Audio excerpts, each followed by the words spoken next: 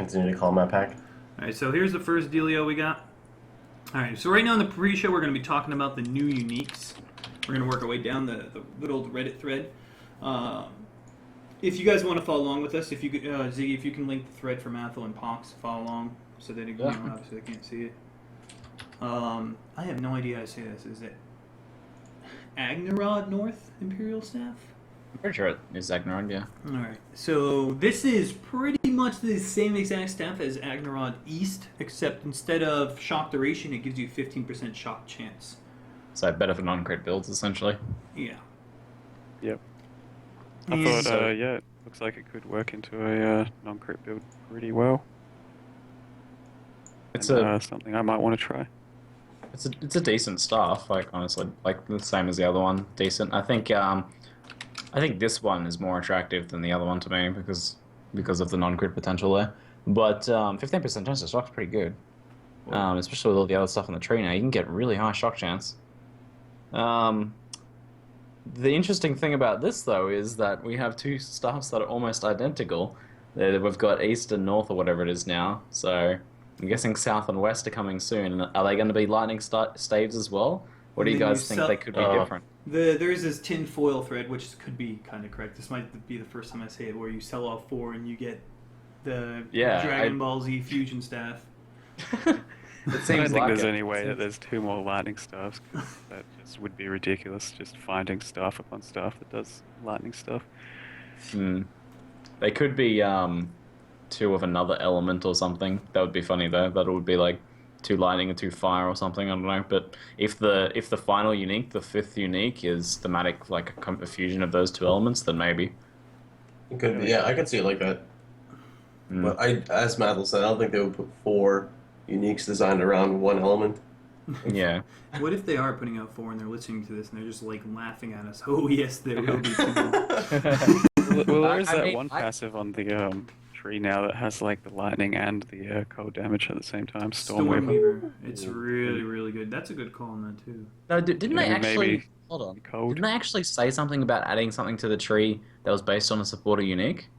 I swear they said something about that recently. That's like ringing alarm bells in my head.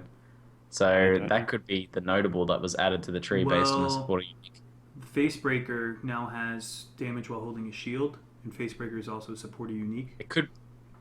I don't know. I don't know if they've mentioned it. They'd go that troll. We added something based on supporter unique from 2 years ago.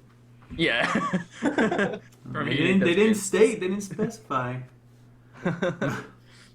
Trollish. I think that's a good idea. Lightning and cold could be a thing, but then again, like this idea of 4 staves standing in a thing, and then 1 like center lightning rod style thing. I feel like lightning would work in like terms of the visual depiction I have in my head of these like 4 things, and then some lightning rod thing, and like I don't know, some fusion of power, and then as you said, Dragon Ball Z thing going on.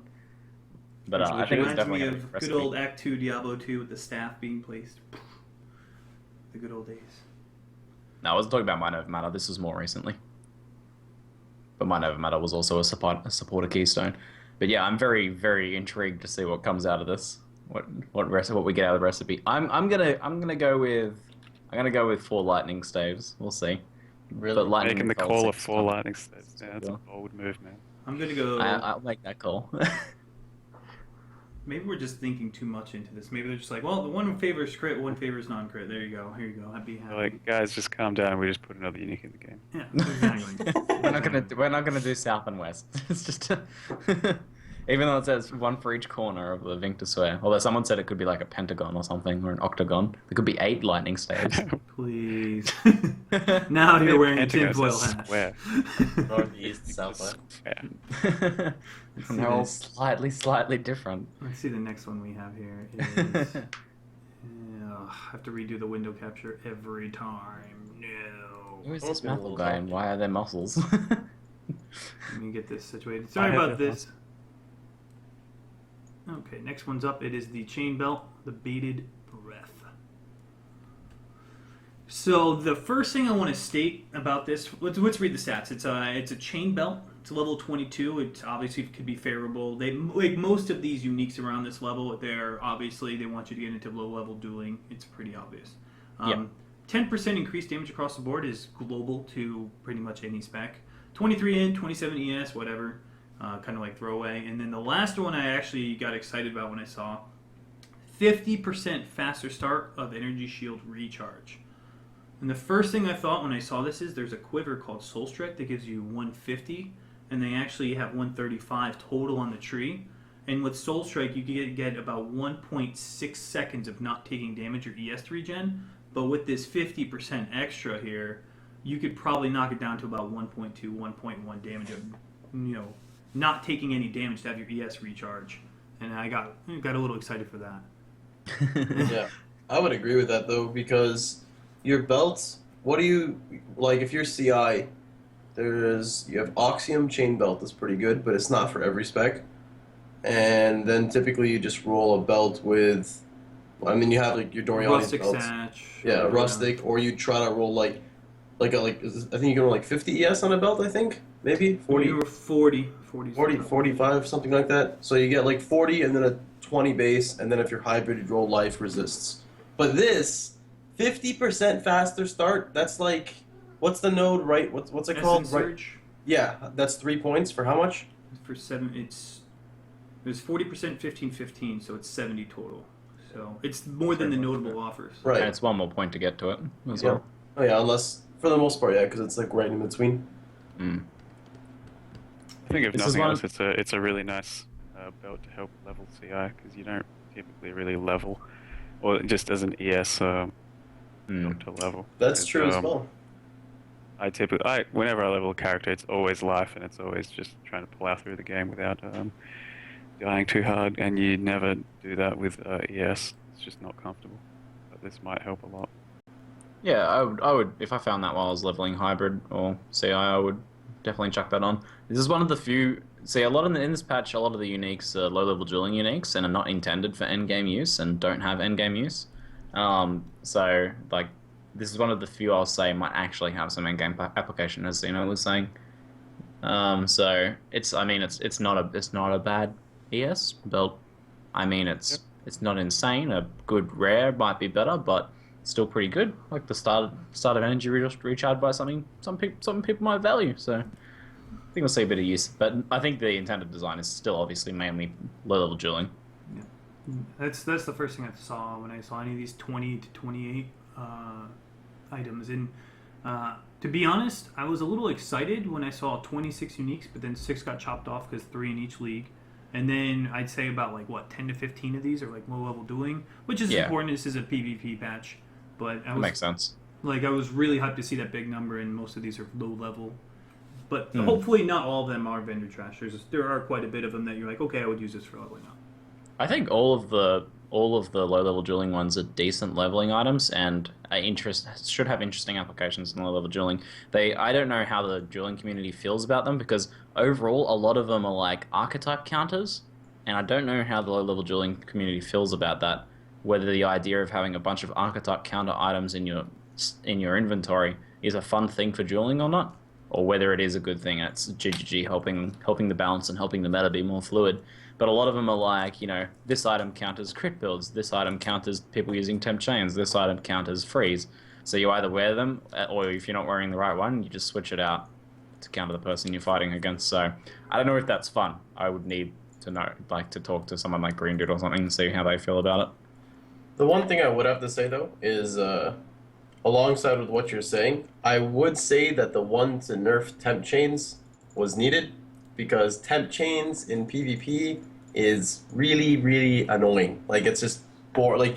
You physically cannot catch who you're chasing. They already did nerf temp chains Yep. passively in the patch notes if you didn't see Yeah, it. they did both. They nerfed it, and then they also have, is it 40% effectiveness or something? It is. There's something insane, The yeah. temp chains ones is really good. It's really good because you think about it at low level, unless you have the avoid freeze nodes or immune to freeze. If you have temp chains on someone and you freeze them, that duration that's really nuts, because it also extends the duration of chill, freeze, any debuff. All right. Let's talk about Belt of the Deceiver. It's up and running. All right, so Belt of the This is the Deceiver. anti-crit one, Yes. basically. Belt of the Deceiver is strength base, Reduced chance to block attacks and spells, which, hey, that seems like a popular thing this past match. It's 21% increased physical damage. I want to say it's not attack damage, so this will work with Shockwave Totem, EKs, Bear Traps, as well as your physical attack builds. You take 30% extra damage from... reduced, excuse me. You take 30% reduced extra damage from critical strikes, which is quite a bit, and then life in all res. So what are you guys' thoughts on this, Mathel? It's a pretty nice belt, actually. Take 30% reduced extra damage from critical strikes. I think that's pretty handy, especially if you're already going for a build that has no block, and for attacks or spells, this makes it quite a bit beefier, and it's got pretty good stats for a level 20 belt. For level 20, you're exactly right, and then the fact that you can use this for both some spellcasters and attack base. And with the nerf to block already, like a normal spell damage shield, for instance, is like 22%, 20% now after the nerfs. So I think it's actually, whatever. I already have very low block, screw it, and I would rather... Pretty much, yeah. You guys have any other takes on it, Pox, Ziggy? I think it's good in general. I think it's a belt you could even use in the endgame. Like, Shockwave Totem has trouble getting damage, so that gives you essentially the base of a rustic. You get low life, but it's still life. You get some resist, but 30% reduced extra damage from critical strikes. Powerful crits, powerful crit roas. I mean, that's definitely there as a candidate. So especially now with not to switch topics, but like with the bloodline mobs, how a roa could have the Shrouded? elemental. No, not shrouded. Well, there is shrouded, but you know the one like how they have all the elements. Cult of the Elements. Yes, if the roa has the lightning damage, he automatically has 50. He automatically applies it like a shock stack before he even hits you. So the roa already gets the 50% damage increase, and if he had powerful crits, that's gonna multiply on top of it. So I think that belt is actually not that bad of a. Like I think it's a pretty solid belt. Oh yeah. It wouldn't be a podcast. I lied earlier. I do think this is also another one that might have some in-game potential. Noogie mentioned yesterday in my chat that he reckons this is a pretty good two-hander belt. You grab the reduced crit from the tree and this, and basically crits become non-crits. Yep. And although you're losing like 80 life and 400 armor, so you're less effective defense against regular attacks. In Path of Exile, and this is a pretty good point, it's not the regular attacks that kill you. It's the big hits that kill you, the crits. So pretty solid. And not to mention, it still offers a little life in all res too. It's not terrible. Yeah, and you're only losing that much life and armor and all that if you have a really insane rare belt. Otherwise, that's true. Yep. This will be budget, pretty cheap, pretty obtainable. It's a pretty stock standard belt that you can use a lot. Get a lot of mileage out of. You can roll crits off the board unless you have powerful crits. I like this item. I like the addition of these sorts of items. Low level stuff that's not insane at endgame, and even if it's not like super build enabling at endgame, still a nice item at endgame. And obviously, like the core design of it is to be for PvP as well, and it seems like it would be a pretty good one in PvP. Pretty good all round belt in PvP. It's funny how it wouldn't be a podcast if we didn't bring up powerful crit rows. Just saying. Oh, I'm sorry. I was surprised it wasn't powerful crit drop bears. Bloodboil Coral Ring is coming up next, and let me just go ahead and screen cap this for you guys. Sorry about the white. Is it weird that I'm actually looking at that item in game because I'm sorting my stash? Are you in game right now? Huh? Kind of weird. Yeah. Multitasking. Pretty sure it's important. I'm like a teacher yelling at his student. Why are you not paying attention to class right now? This one's like the definitive archetype counter item, like I was talking about, because this one actually, the drawback is that it will make you super susceptible to a different archetype. So this one makes you more resistant to people that are using chill, and I understand chill's quite a big deal in PvP, so getting reduced chill duration. I guess on people that are using like Cold Snap or something like that might be helpful, I don't know. I don't exactly know the full implications there, but I understand it's probably pretty useful. And then, but it's got increased Ignite duration, so if you're playing against an Ignite character, you shouldn't be wearing this thing. Yeah. So it's basically, it's a ring swap ring. Something to think about too is I believe it's Moku's Embrace, you gain a steroid buff when you're ignited. If you're in PvP and you're wearing this with Moku's Embrace and someone ignites you, you have an 8-second duration ignite. Or if they have, that's a long steroid. I just so happen to be looking at that item in game too. Yep, it's 20% attack speed and 20% cast speed while ignited. So 25% chance to be ignited. Yeah, and it's for level 11. So this is actually a hard counter to Ignite builds as well. Yes, it is. And another thing to think about with chill, if they're using rank 1 Arctic armor, no matter what reduced chill effect is on you, you're still standing in Arctic armor. It's a static buff, so... I mean, it's good against like Freeze Pulsers and Glacial Hammer builds for sure. As a ranged character against cold dealing enemies, I think. Cold dealing opponents. Let's see where you have, you have breathing room and time to get away and you're only getting chilled every now and then. Seems like it might have some use. But yeah, that's an interesting combo with Moku's. Good idea. Yeah, you could turn the downside into a positive with Moku's Embrace, for sure. That could have PvE applications too, obviously. I do want to say that 8 to 18 fire damage is actually pretty decent for that level too. If you're doing like some type of melee build or something with utilizing that fire damage. Yeah, I typically look at a lot of these things as just like leveling uniques, and it's a pretty different. I mean, it's pretty nice leveling unique, especially for elemental builds. 8 to 18 is pretty solid for a ring slot, and will get you going early. Yeah, and resistance aside damage. from that, yeah, the 45 reduced effective chill is just a nice bonus for leveling, and the increased ignite probably won't really change anything. Really get ignited out in the game. And you can always have a remove burn on you, remove burn flask. You can have a ruby. If you guys are just tuning in now, that's Ziggy typing, not me. I'm just doing this. This is pre-show. I can do that. This is the pre-show, and because there's so many new uniques, if you haven't had the chance to find them or find this thread, we just want to go over them and our thoughts on them together collectively. Let's take a look at the next one. The next one we're pulling up here is the Brutus Lead Sprinkler Ritual Scepter. Okay, so this thing is really good. And let me just screen cap it again. Man, this is Screen capper? old. Screen kappa? Yes, I have to screen cap it. I'm getting pretty good at doing this with all the gifts I always use for Club Xeno, and now this. Just want to say. Alright, Brutus Lead Sprinkler Ritual Scepter. So let's go over the stats. It's elemental damage base. It's flat increased physical damage. Fire damage against ignited enemies. Physical damage. Increased fire damage, attack speed, and local crit. This thing is nuts. So crazy good for low level and PvP. What do you guys take on it? Mathel? It seems very strong as a weapon for low-level dueling. Yeah, I can't see any immediate end-game applications. I mean, it doesn't really have anything build-enabling that I can see, apart from, having some average fire damage. So it just seems like a sick leveling weapon and a sick PvP weapon.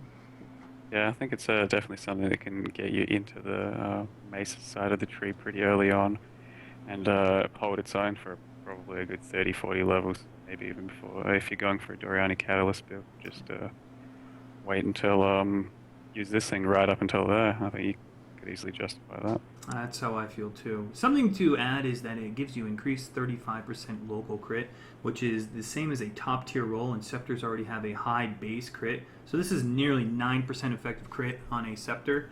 And they did move the crit mace nodes down in the Templar tree, so you can get those fairly easily along with this, and still manage to pick up Disemboweling, the other crit wheel, and truck pretty dang hard with this thing. It still gives you flat physical damage, so this thing can be used for a lot of things, but obviously it'd be best suited for what's it called? For low-level dueling, it's 28. I wouldn't be surprised if thing was really rare, but if it drops quite a bit, this is going to be like the one-handed leveling weapon for Glacial Hammer for quite some time, or any build that wants to level with maces, honestly. So much crit. That It's weapon? going to be hard to beat at 28. Yeah. That weapon with a 30% increased fire damage, with the other ring we were talking about earlier, that's pretty much like, almost 30 to 50 fire damage with both of those rings. And then if you combine Moku's, you get like another 25% fire damage. So between those three pieces, you get nearly 60% fire damage and like 30 to 50 additive fire damage between three pieces of gear. I think it's pretty nuts for low level. Having a top tier local crit roll at 20 is nuts. It's 9% crit for a leveling weapon. Yes. So high. So Shouldn't be too hard. Sorry, I was gonna say shouldn't be too hard to get the ignite proc either with a crit chance like that. Yep. And the two wheels are right next to each other. The mace wheel and disemboweling you can easily pick up within 10 levels of one another. All right. Next, this thing is really good. 10 out of 10, 8 out of 8, great mate, or whatever you want to call it. All right, the Doom Sower Lion Sword, which is probably my favorite unique of this patch. Let's talk about this bad boy. Let me screen cap it again. Be patient, please. Sub-region, select region. All right, Ziggy, you want to kick this one off? All right, what are we looking at here? The Doom Sower. Doomsayer Lion Sword. Yeah, this one's increased AoE radius 15%, pretty solid. Socketed, that's unsocketed melee gem, so it's not global, but you know, obviously if you're using your main AoE attack in there, it's gonna be fine. It's 200 weapon, so you can get the 6-link set up. Socketed red gems also get 10% physical damage as added fire, so that's obviously just gonna apply to the main attack, but that's like a third of an added fire gem on top, so it's like getting, this is like getting I'm gonna say a 7-link, because it's like half an AoE gem and then a third of an added fire. So it's basically a 7-link with Round it up to the nearest link. really good physical damage. 70% IPD, I was like, oh, that's not very high. But 75 to 110 flat fizz. Oh my god. This thing's just a good, solid... It's like the Beanos of two-handed swords. This is what this looks like to me. Doesn't have that like added poison regen thing, but it's like just so solid. Something to say about that is with a very high, anytime a weapon has very high flat physical rolls, whetstones gain a bonus effectiveness, and this is not 20% quality, so this will give far more with that 75 to 110. And with the new static strike, because it is an AoE, and just because it does have conversion damage, the extra damage is applied first. This would be very good for the newly added gem, as well as sweep, your cleave, whatever else you decide to use. One thing I want to bring up about it is how good the first one is. The socketed melee gems have 15% increased area of effect. Typically, on a tree, when you're building like a physical-based character, you're not in range to pick up AoE nodes. Like, they're so far out of the way, or if you are picking them up, you're spending points on like intelligence, elemental damage, spell damage, mana, like something attached to it. So I think that this is like a super, super good weapon, because any AoE you get increases your clear speed. Like any type of AoE, assuming you're using something with AoE. Yeah, I think this weapon's incredible. I'm also a huge fan of attack speed in pretty much any attack-based builds, and this is probably one of the fastest things you're going to be able to pick up. So I think this is going to be competitive at the absolute highest level of physical two-hand weapons. Even do you guys know what the DPS comparison to just like a really good rare two-hand sword is? Well, the thing with two-handed swords is there is the option of going crit with swords now with all that crit wheel. And you really probably don't want to go crit on a two-hand sword. Not with, save that for dual wielding. Yes, exactly. I agree. Like, I mean, you can go crit if you go spectral throw, but this is obviously meant for melee. And compared to if you're going RT, which you would definitely go with this weapon, this thing is like, this is like end game. Like you were comparing to Beanos, the Gemini's arrow. Like, you want this unique. If you get this unique, you can get better, but it's going to be hard. Yeah. I think it's pretty just top tier for static strike, especially. As many people have pointed out. It's just really fast. It's going to get your AoEs off quickly, lots of AoEs off quickly, and just increase your playstyle and play speed. I think I'd love one of these. I've been chancing a few line swords, but I mean the odds of that happening are pretty damn low. So fingers crossed. 1.5 on a two-hander is huge, especially because swords already have a lot of attack speed nodes. All their nodes are very efficient. Even like the accuracy wheel with Resolute Technique, which an RT is, I mentioned earlier, it's still worth picking up because it still gives you 12% physical per point. You got the new Bleed for two-handers. I don't know if... Yeah, that's probably still worth investing into. I mean, it's extra damage, why not? This thing is awesome. Apparently the creator said he made it for cleave. It's a great cleave weapon. It's insane. Like added fire and extra AoE and high attack speed and good damage. What more do you want for a fizz cleaver? That's true, actually. I'd play really cleave good with this item. It's super good. And obviously, when you're picking up unarmed, not unarmed, Master of Arena, you're getting bonus AoE. It's on your path there. You're pretty much staying to the bottom of the tree when you pick this thing up, and it's just nuts. It is probably really good for cleave, but last time I tried to make my two-hand cleave character, I was really psyched to try it out. I just ended up equipping Cyclone and thinking, yeah, I kind of have no point doing cleave. But this might boost that a bit because it says socketed red gems get the 10% physical damage and Cyclone would not, so it might help out a little bit on the way to making cleave or static strike. Your number one melee skill with this weapon. That's an interesting point. That kind of happens with Path of Exile over time, that the more skills they add, the more that some skills are just going to be like, well, there's another skill that's similar enough and better that just works better in this case, like Cyclone compared to Cleave, stuff like that. Carcass Jack was originally made for Detonate Dead, but how often do you see that even played anymore? So obviously Carcass Jack is used for a lot other area of effect skills than Detonate Dead.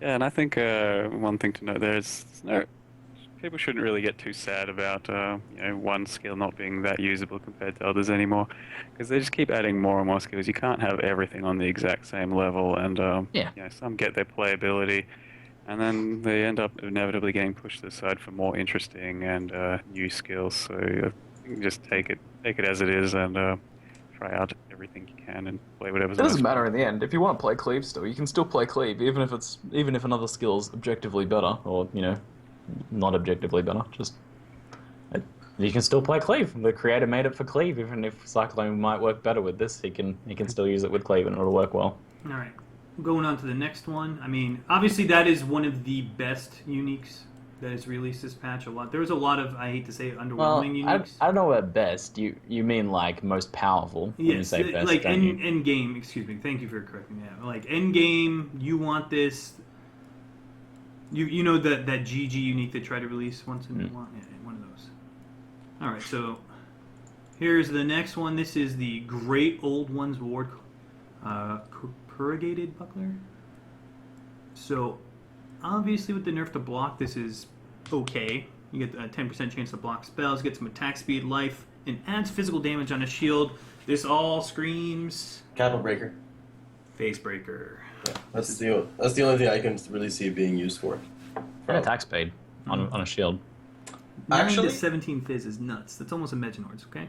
I could see this being used for just straight up raw damage if you wanted it, because it gives life. It's not high. It's not low. It gives chance to block spells. It gives you attack speed, and the fizz is actually pretty good. It's pretty high. Yeah.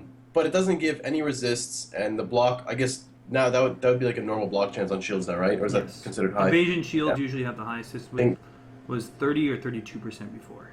Only like the biggest downside I would see with a shield is it doesn't give what the tree offers now, which would be scaling up the base of the shield with all the shield defenses.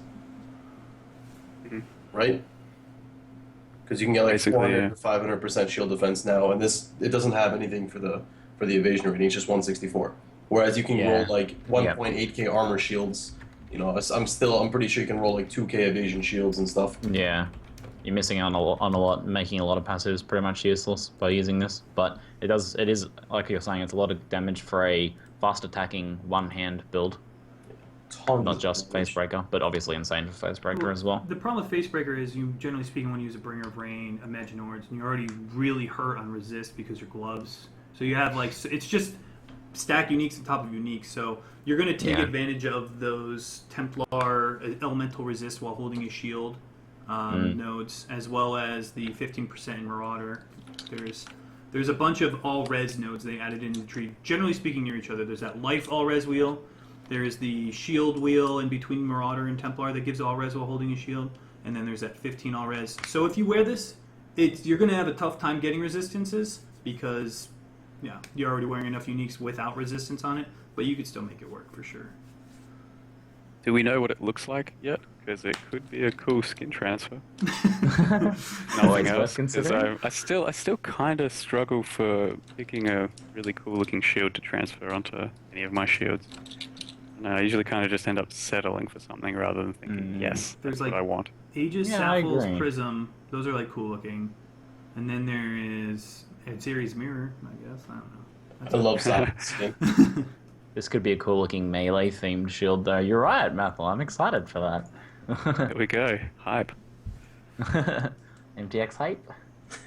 I got 47 transfers left. I'll never use them all, I reckon. I think I've got 46. Wow. God. Wow. EP. At first you steal my country, and then you almost steal my Damn, amount yeah. of. 46. One up me. I'm better than one. By 2, actually. The next one is the topaz ring, the Kikazaru topaz ring. This one is, it's deceiving, but it's actually quite nice. It's obviously meant for low-level dueling. Let's see. Edit scene, make this a little bit bigger. Hear no evil. That's always interesting. That's the easiest flavor text I've ever seen. If this was designed by GGG, they're like, hear no evil. Hey, that's good. But anyways, it's a topaz ring, all attributes, 13 life regen, and I'm sure that's not the lowest.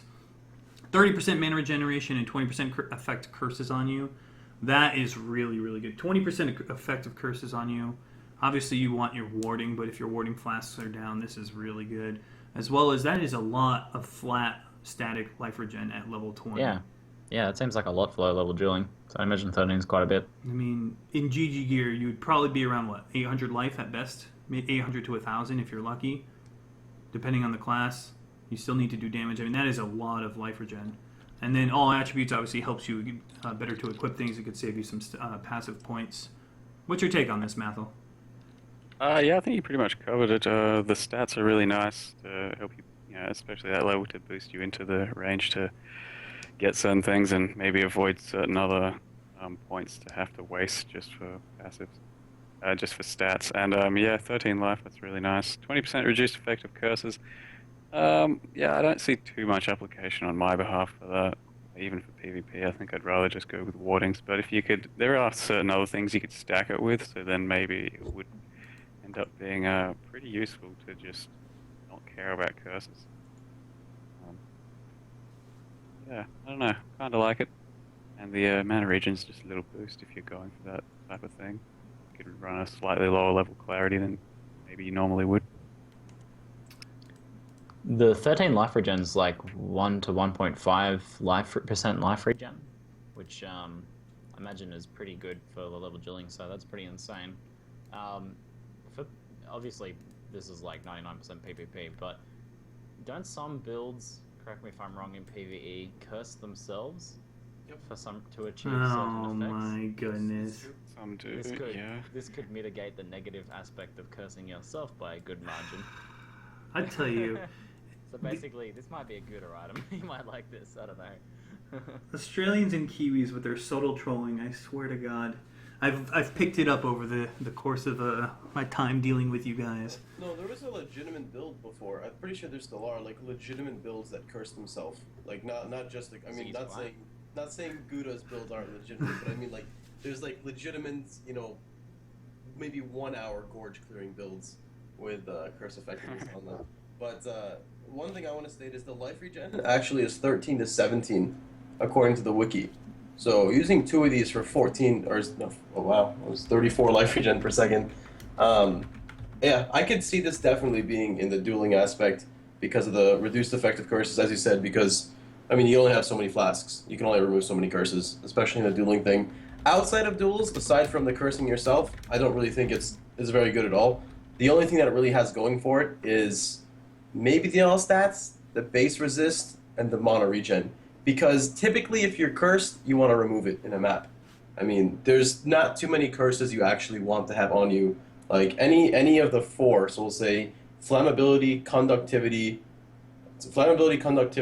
frostbite, and ally weakness. If you're not able to stay at resist cap, you want to remove it immediately. Vulnerability, of course, you don't want it on you. Temporal chains, enfeeble, things like that. And maybe enfeeble you can have on you depending on what you are, but for the most part, I see this, as Ziggy said, 99% or so made towards low-level PvP. All right, next one up is Ziggy's. Not to cut you short there, Pox. We're running a little short on time.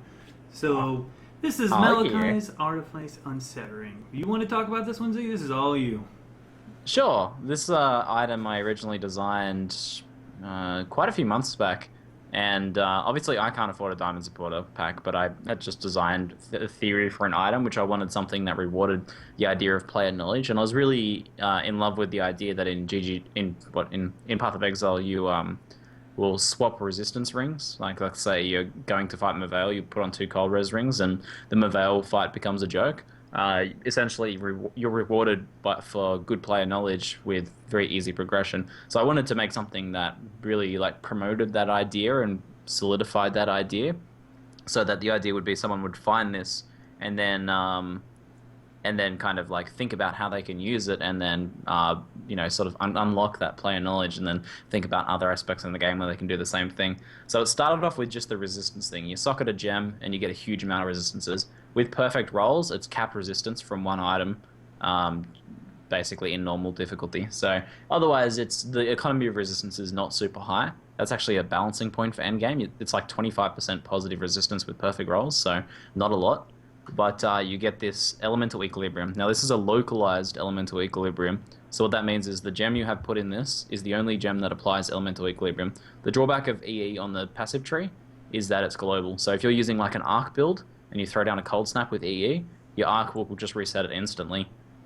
So you don't get any benefit and it works against you. But this sort of item allows you to use elemental equilibrium in a build like that. You can put cold snap in this item, cold snap, and then use arc as much as you want for 5 seconds. And get the the uncurse immune blockable, unboss scalable 30% less resistance to lightning against the boss. So that's the idea of it. It's just something I wanted to make to promote, I guess, player gameplay knowledge. The thing I like most about this is, again, level 5, it's awesome. You can use it in Merciless if you really want to for that min-max, local EE like you were saying, but it's also really good in PvP. Mm-hmm. So, despite not knowing the PvP patch was coming out this one, you actually made a unique that works well for everything. And that something to note, that minus 25 all res does apply to the 95 you could potentially be getting. So don't assume you're getting 100 free resist. You still have that minus 25 from that. Yep. Really well done, unique. Honestly, this is like, there's a lot of people who spend 1,000. And you're like, what were they thinking? Like, this one is legit. Not everyone likes this. Some people are like vendor trash, but I think like 90% of people so far have said that they've loved this, that have found this, they've been using it and stuff like that. So I'm pretty happy with the community reaction to it. This thing is like, I wouldn't say it's BIS, but it's amazing for like going into EE for Righteous Fire and Searing Bond as well. Like, just a free EE until you pick up EE itself. It's really, really solid. That's a fair point. When I was designing it, though, I actually thought that this wouldn't be useful for the builds that already use EE, so Burn Prolif builds and Righteous Fire. The idea being that those guys can already use the Keystone. The Keystone is often only 1 point to get. Usually you don't need to go super out of your way to get it, usually going into the middle of the tree for, inner force and stuff like that anyway. So I thought that it wouldn't be used, but when GGG did a lot of testing for it, they were saying it was actually too OP for a lot of Prolif builds. So I'm not sure what happened there. That's why that plus PvP balancing is why I got the Socketed Gems have 40% reduced elemental equilibrium effect. It originally didn't have that, so it was originally full EE, but it was super broken for low level dueling, and apparently for some builds in PvE as well. So if it didn't, it got nerfed. It got nerfed in 1.3 in PvP. It needed it. Yeah, if it didn't have that, it would be OP as hell. It would be godly OP. Let's move on. Sorry. Oh, you're right. All right, Malgro's Restraint Chain Belt. Oh, this belt brings out the Kappa and everybody. Let's talk about this. So, this belt is a little special. Pox. This thing, firstly, the MTX for this item, guys. Free MTX with this item. Yes. It is insane. You get this purple bubble thing with like lightning all off your character. Oh man, it looks so good. I actually was talking about that yesterday with Pox. I saw someone post that. That does look really cool. I thought they were using a Voltaxic or something. So, I'll go over the stats real quick, and then Pox is going to explain to you why he loves this unique so much. So, ES, obviously base, 1 to 50 lightning damage, which is quite a bit for Bell at that level. 100% increased shock duration on you. Shock's cause reflected back to you. So if you shock something, it's coming back. 60% increased damage while shocking, which is not more. It's quite underwhelming, honestly. And 15% increased move speed while shocked. Talk about it, Pox. Let's talk about being underwhelming. 60% increased damage while shocked. See, I wouldn't use an item if it said you take 1% increased damage. Because you know how people always survive things like, oh my god, I just got ball slammed, or oh my, that powerful crits mob just slapped me in the face for 4k. Pox. You Yes. gain the damage while Yeah. Oh, you know it's 60% okay then? damage for you. Okay. Okay. All right. Let me just clarify that. That's fine. I thought it said while shocked. So I got confused if it meant like while you're shocked or while they're shocked. Yeah, Okay. I kind of thought exactly the same thing. Alright. I was thinking that's a trash Okay. build. So let's clarify then. It's actually not too. Let's break down the stats then. It's Not too bad. This build is insane, man. This build's so 100% good. increased shock duration on. Okay, skip me. I need to reread the stats. Someone else can go. Alright, I reckon this build is sick.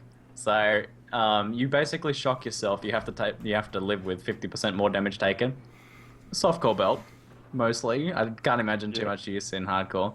But 60% increased global damage while shocked, and then 15% move speed. Oh my god! And you get a sweet microtransaction. Hell yeah, that's so good. That's such a sexy belt. I love it. It's such a cool item. This is probably my favorite from this patch. I'm not even counting mine.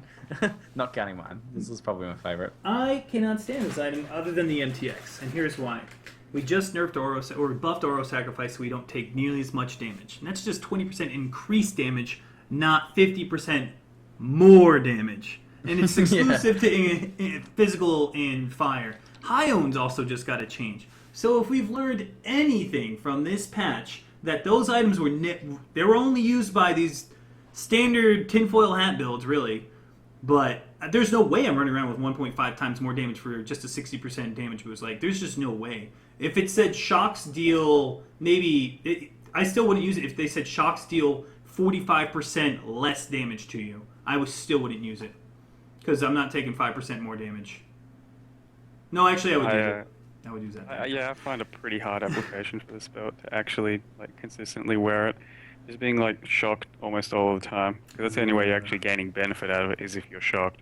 And actually being shocked all the time just sounds abysmal. And I think it's going to be just a tooltip belt basically. Put it on for your sick deeps and then screenshot that and then post it on Reddit. And It is a bit of a standing counter around in town with their little bubble. I think that's about as far as we can go with it. Yeah, you get that bubble basically for the bragging rights, the fact that I go around shocked all of the time, basically.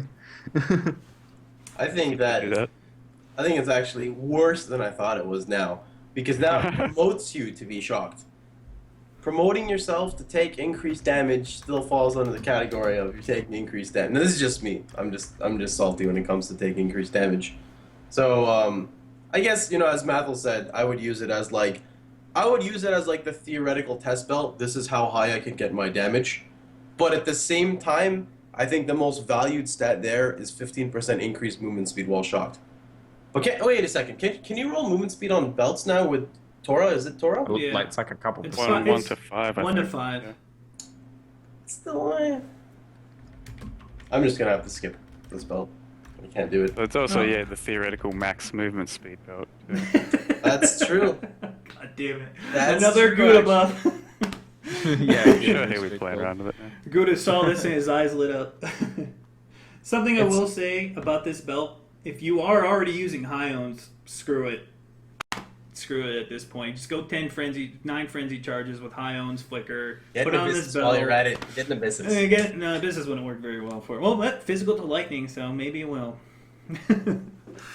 Yeah, it's maybe- just the ultimate YOLO softcore build. That item, I love it. It's Maybe super you could reward with yeah, super try risk.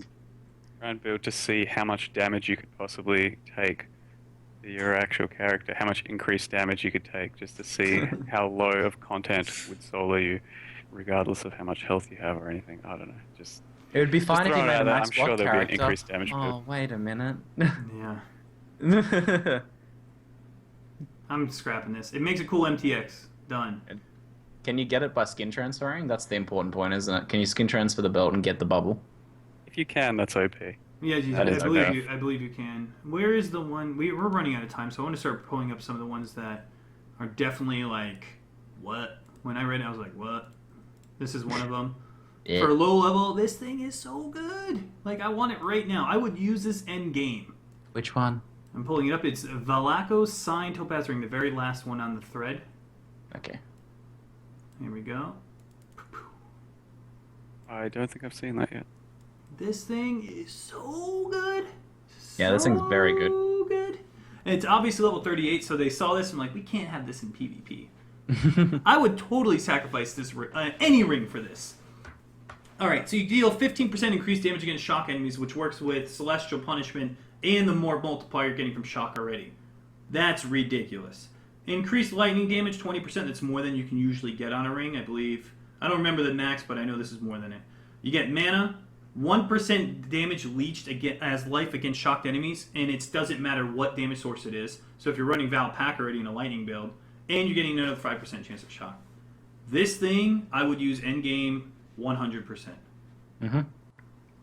Yep, it's a great item for basically any lightning build. It's, I mean, to me, it's fairly on par with the belt, right? The Atzuri belt.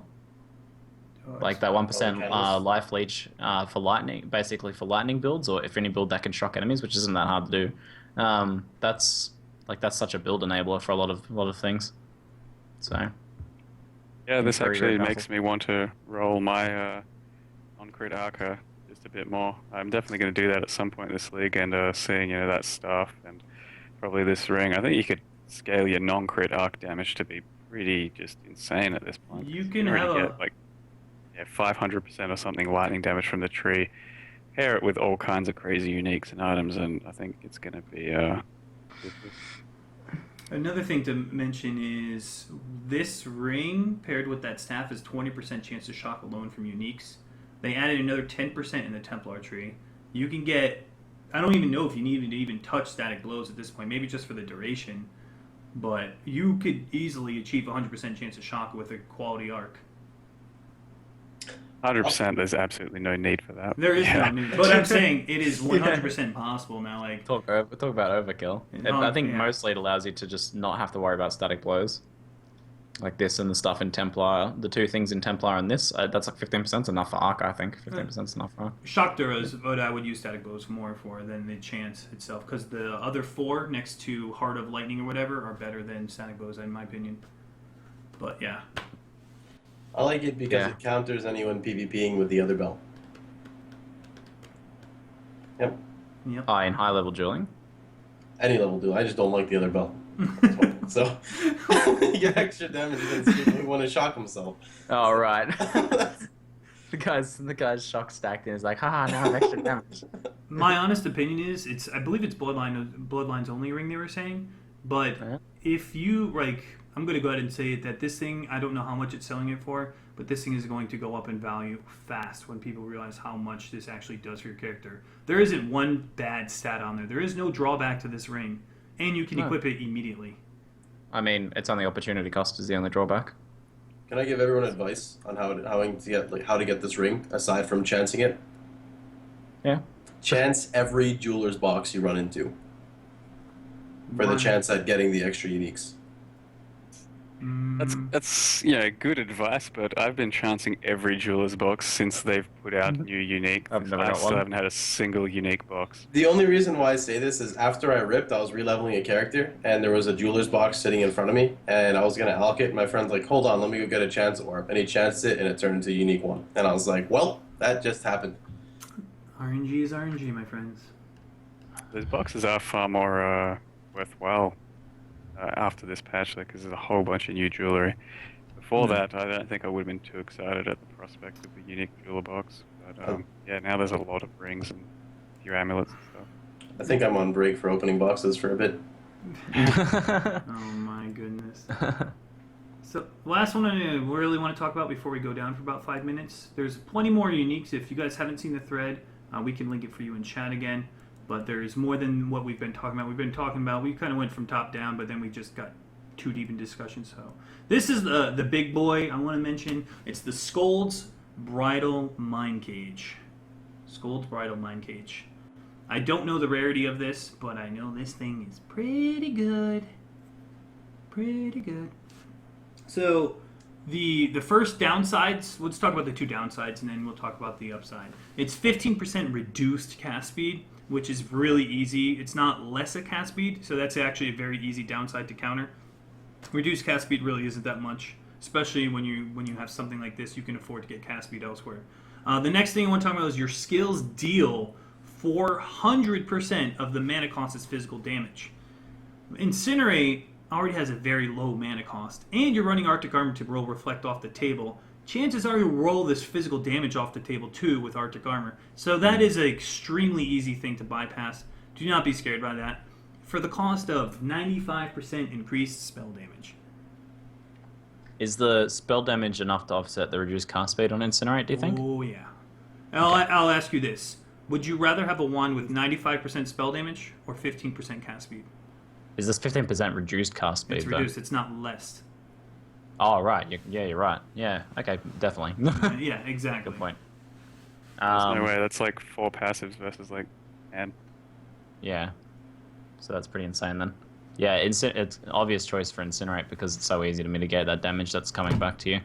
There's basically no downside then, apart from the slight cast speed reduction on a slot that can't usually get any sort of spell damage. It's pretty insane. I also think it's a good discharge helmet too. Basically, you take one little chunk of damage and you deal 95% spell damage, and then the cast speed doesn't matter, so you just deal huge amounts of damage. Extra damage. No, just a heads up. It doesn't say reflected back at you, so a trapper will still take the damage to the best of my knowledge. So you still do take the damage. But if you're using a high-level Arctic Armor, you could probably roll that off the table, depending on the mana cost.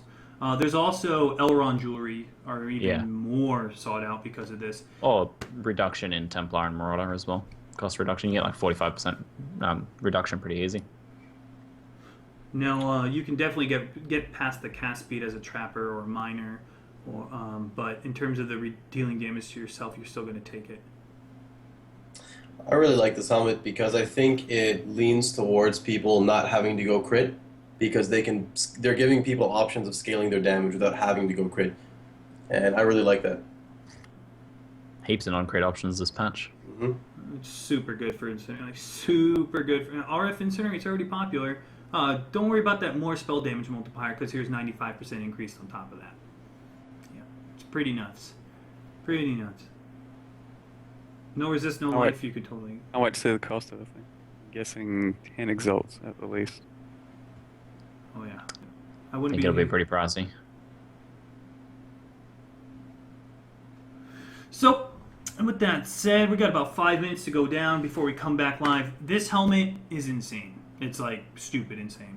We'll be back. We're going to do the whole podcast where this is just going to be full-on 1.3. I will be shocked if we could squeeze every little bit of our knowledge or every little bit of the hype behind 1.3 in this podcast. So expect the next podcast as well to have a lot more 1.3 hype involved. So stay tuned, guys. Thanks for watching the pre-show. Really just the unique pre-show, we should call it. And we'll be right back.